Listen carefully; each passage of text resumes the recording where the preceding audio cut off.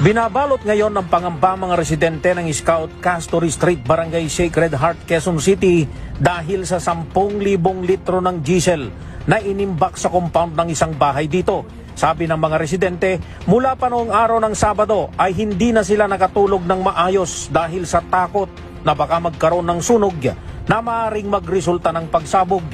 Maaga pa lamang kanina ay nagpapapirma na ang ilang residente para sa petisyon na kanilang isusumite sa local government unit.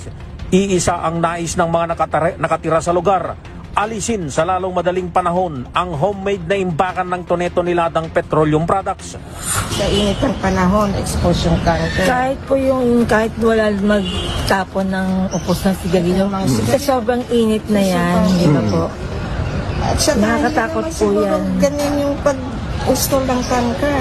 Iyan ay Namin yung maalis natin.